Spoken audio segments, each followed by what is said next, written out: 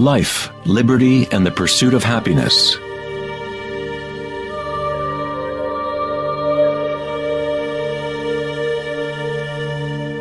We live our lives pursuing happiness out there, as if it is a commodity. We have become slaves to our own desires and craving.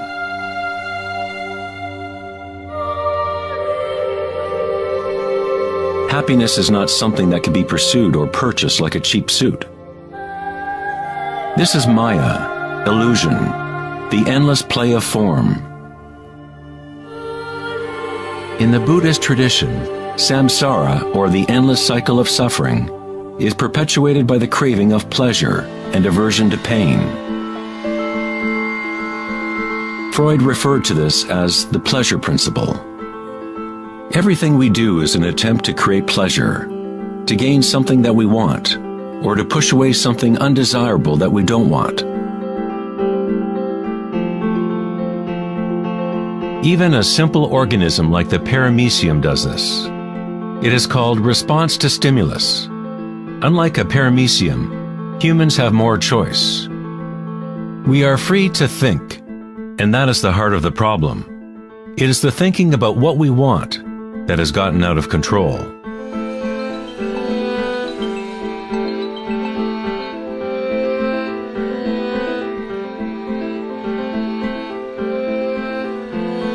Safety systems armed. 10, 9, 8, 7, 6, 5, 4, 3, 2, 1, 0, and liftoff of Endeavour, going where East and West do meet at the International Space Station. The dilemma of modern society is that we seek to understand the world not in terms of archaic inner consciousness, but by quantifying and qualifying what we perceive to be the external world by using scientific means and thought. Thinking has only led to more thinking and more questions. We seek to know the innermost forces which create the world and guide its course. But we conceive of this essence as outside of ourselves, not as a living thing intrinsic to our own nature.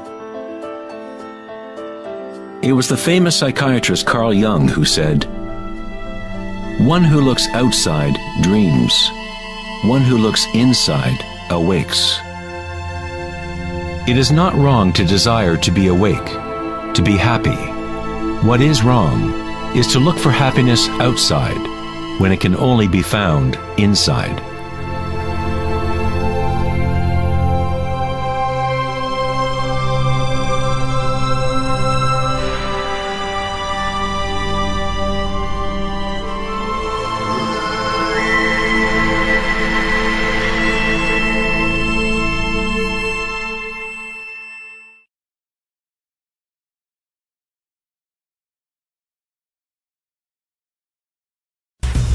On August 4th, 2010, at the Techonomy Conference in Lake Tahoe, California, Eric Schmidt, CEO of Google, mentioned an astounding statistic.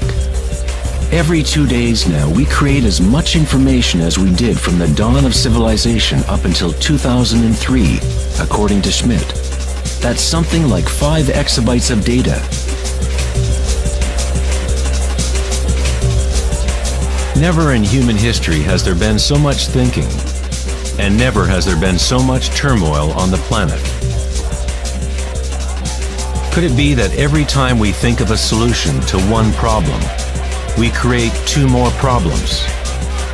What good is all this thinking if it doesn't lead to greater happiness?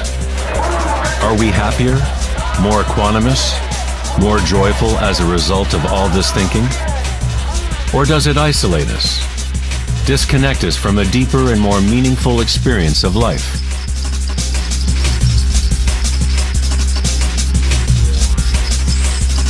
Thinking, acting, and doing must be brought into balance with being. After all, we are human beings, not human doings.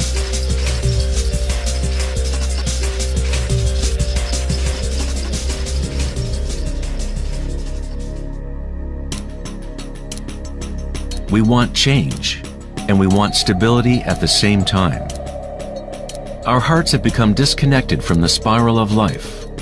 the law of change, as our thinking minds drive us towards stability, security, and pacification of the senses. With a morbid fascination, we watch killings, tsunamis, earthquakes, and wars. We constantly try to occupy our mind, fill it with information. TV shows streaming from every conceivable device, games and puzzles, text messaging, and every possible trivial thing. We let ourselves become mesmerized with the endless stream of new images, new information, new ways to tantalize and pacify the senses. At times of quiet inner reflection, our hearts may tell us that there is more to life than our present reality, that we live in a world of hungry ghosts, endlessly craving, and never satisfied.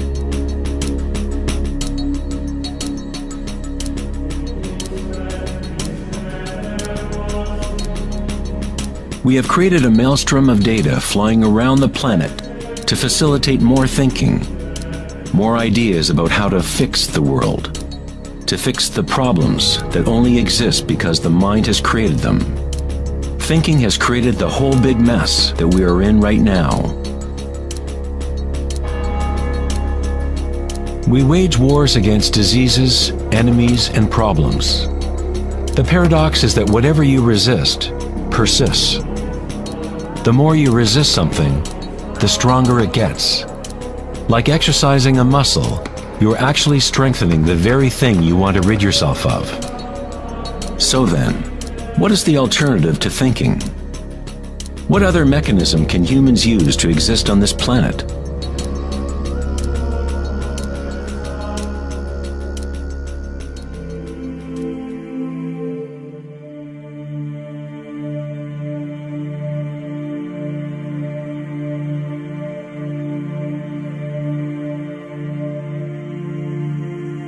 While Western culture in recent centuries has focused on exploring the physical by using thought and analysis, other ancient cultures have developed equally sophisticated technologies for exploring inner space. It is the loss of the connection to our inner worlds that has created imbalance on our planet. The ancient tenet, know thyself, has been replaced with a desire to know and experience the outer world of form. Answering the question, who am I, is not simply a matter of describing what is on your business card.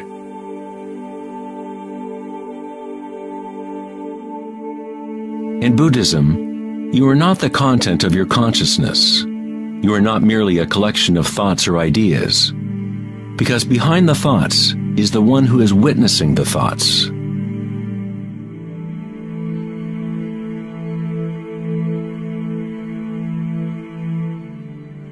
The imperative know thyself is a Zen koan, an unanswerable riddle.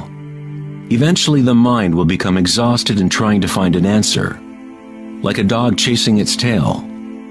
It is only the ego identity that wants to find an answer, a purpose. The truth of who you are does not need an answer, because all questions are created by the egoic mind. You are not your mind.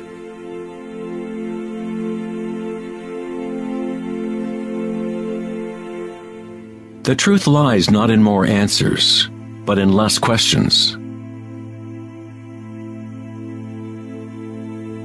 As Joseph Campbell said, I don't believe people are looking for the meaning of life, as much as they are looking for the experience of being alive.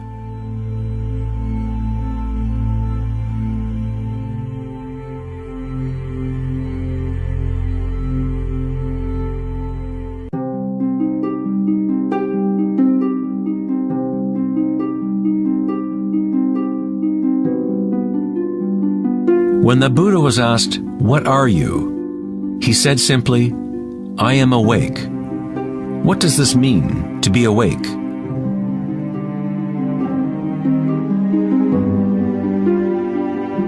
The Buddha does not say exactly, because the flowering of each individual life is different. But he does say one thing. It is the end of suffering. Every major religious tradition has a name for the state of being awake: heaven, nirvana, or moksha. A quiet mind is all you need to realize the nature of the stream. All else will happen once your mind is quiet. In that stillness, inner energies wake up and work without effort on your part. As the Taoists say, Qi follows consciousness. By being still, one begins to hear the wisdom of the plants and animals, the quiet whispers in dreams, and one learns the subtle mechanism by which those dreams come into material form. In the Tao Te Ching, this kind of living is called Wei Wu Wei. Doing, not doing.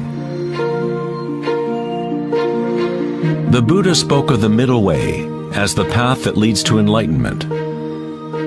Aristotle described the golden mean, the middle between two extremes, as the path of beauty. Not too much effort, but not too little either. Yin and yang in perfect balance.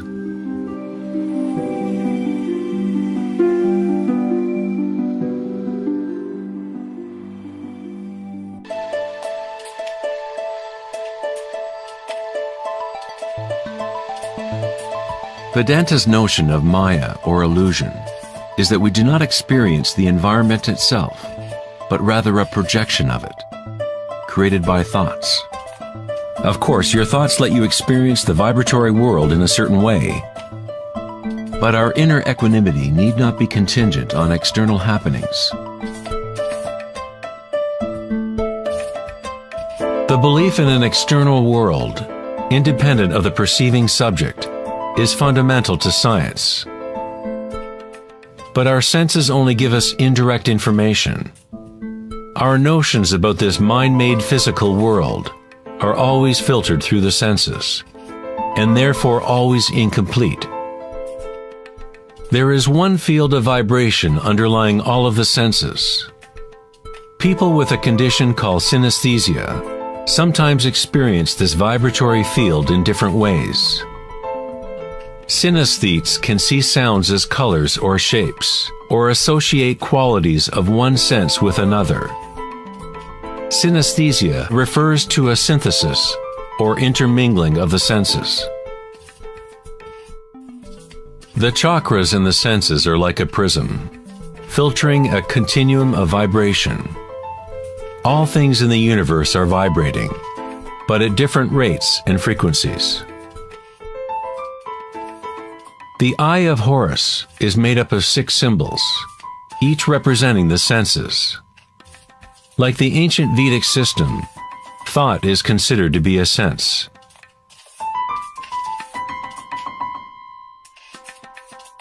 Thoughts are received simultaneously as sensations are experienced on the body. They arise from the same vibratory source. Thinking is simply a tool, one of 6 senses. But we have elevated it to such a high status that we identify ourselves with our thoughts. The fact that we do not recognize thinking as one of the 6 senses is very significant. We are so immersed in thought that trying to explain thought as a sense is like telling a fish about water. Water? What water?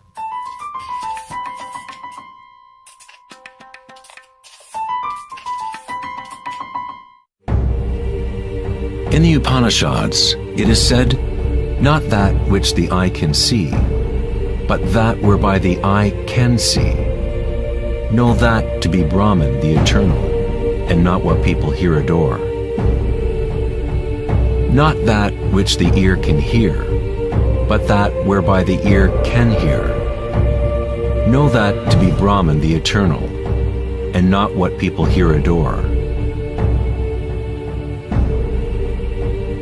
Not that which speech can illuminate, but that by which speech can be illuminated.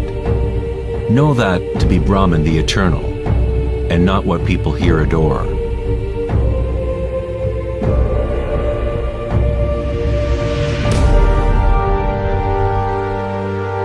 Not that which the mind can think, but that whereby the mind can think.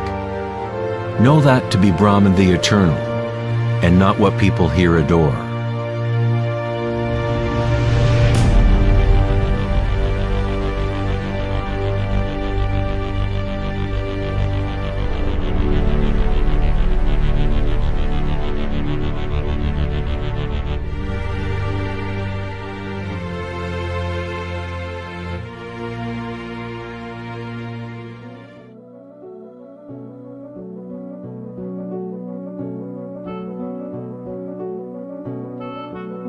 In the last decade, great advances have taken place in the area of brain research.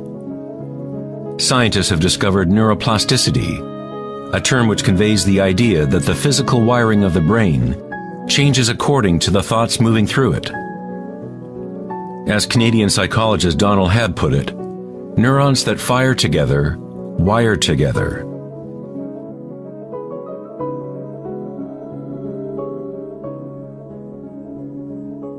Neurons wire together most when a person is in a state of sustained attention.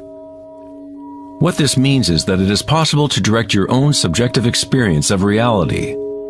Literally, if your thoughts are ones of fear, worry, anxiety, and negativity, then you grow the wiring for more of those thoughts to flourish. If you direct your thoughts to be ones of love, compassion, gratitude, and joy, you create the wiring for repeating those experiences. But how do we do that if we are surrounded by violence and suffering? Isn't this some kind of delusion or wishful thinking?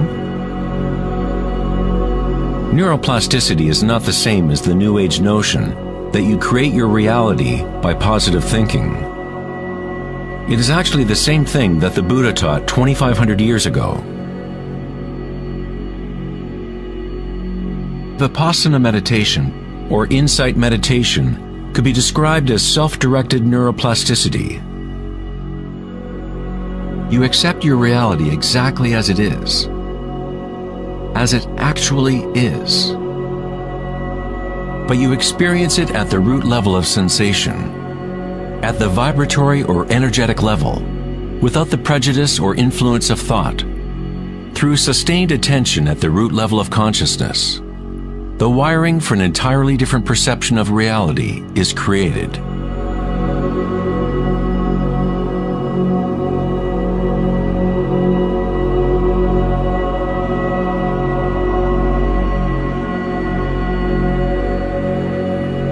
We have got it backwards most of the time. We constantly let ideas about the outer world shape our neural networks. But our inner equanimity need not be contingent on external happenings. Circumstances don't matter. Only my state of consciousness matters. Meditation in Sanskrit means to be free of measurement, free of all comparison, to be free of all becoming. You are not trying to become something else. You are okay with what is.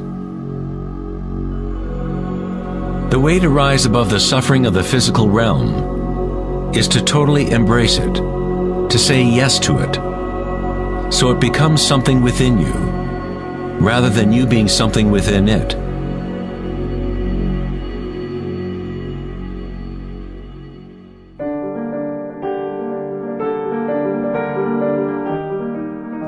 How does one live in such a way that consciousness is no longer in conflict with its content?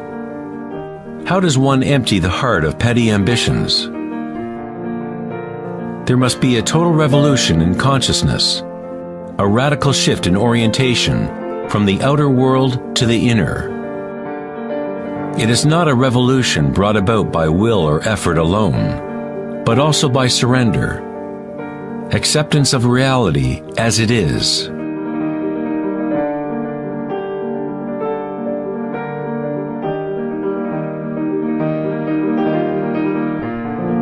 The image of Christ's open heart powerfully conveys the idea that one must open to all pain.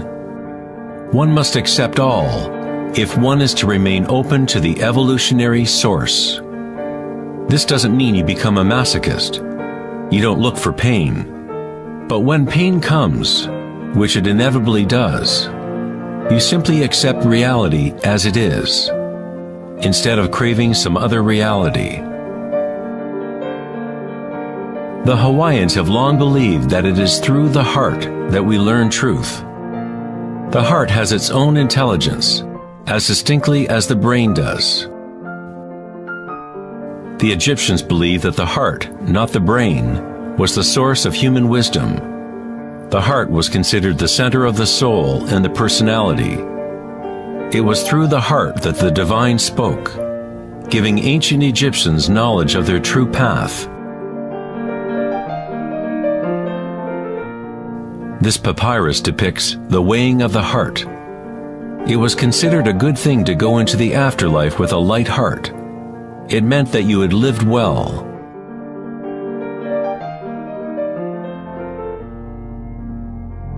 One universal or archetypal stage that people experience in the process of awakening the heart center is the experience of one's own energy as the energy of the universe.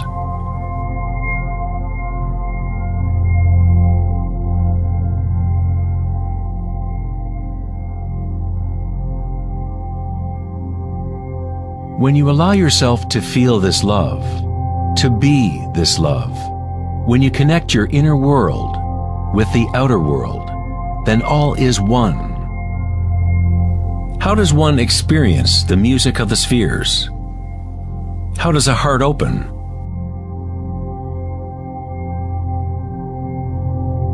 Sri Ramana Maharshi said, "God dwells in you, as you, and you don't have to do anything to be God-realized or self-realized. It is already your true and natural state. Just drop all seeking, turn your attention inward, and sacrifice your mind to the one self, radiating in the heart of your very being. For this to be your own presently lived experience, self-inquiry is the one direct and immediate way."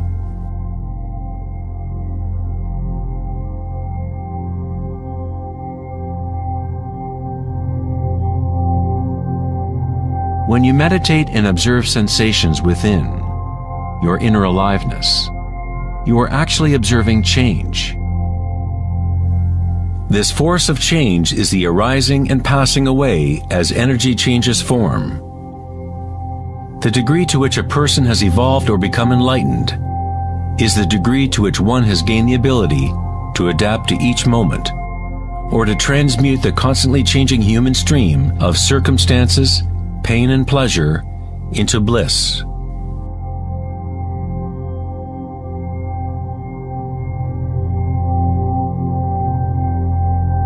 Leo Tolstoy, author of War and Peace, said, "Everyone thinks of changing the world, but no one thinks of changing him or herself."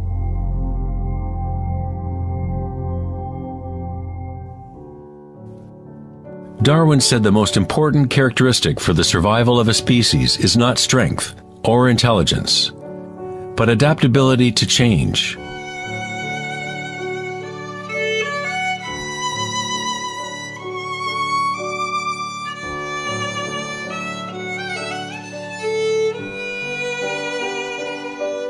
One must become adept at adapting. This is the Buddhist teaching of anicca. Everything is arising and passing away, changing, constantly changing. Suffering exists only because we become attached to a particular form.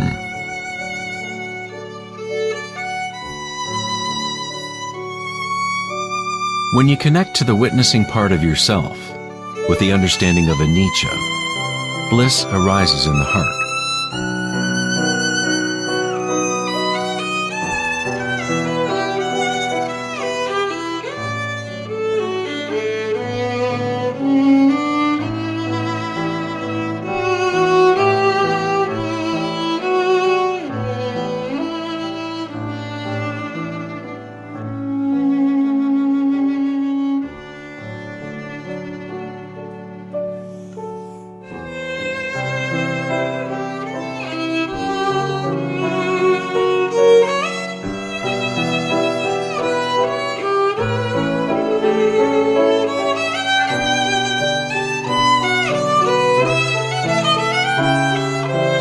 saints, sages, and yogis throughout history unanimously describe one sacred union that occurs in the heart.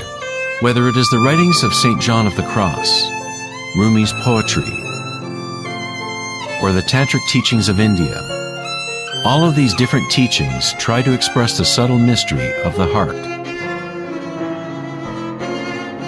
In the heart is the union of Shiva and Shakti, masculine penetration into the spiral of life, and feminine surrender to change, witnessing and unconditional acceptance of all that is. In order to open your heart, you must open yourself to change. To live in the seemingly solid world, dance with it, engage with it, live fully, love fully, but yet know that it is impermanent, and that ultimately all forms dissolve and change. Bliss is the energy that responds to stillness. It comes from emptying consciousness of all content. The content of this bliss energy born of stillness is consciousness, a new consciousness of the heart, a consciousness that is connected to all that is.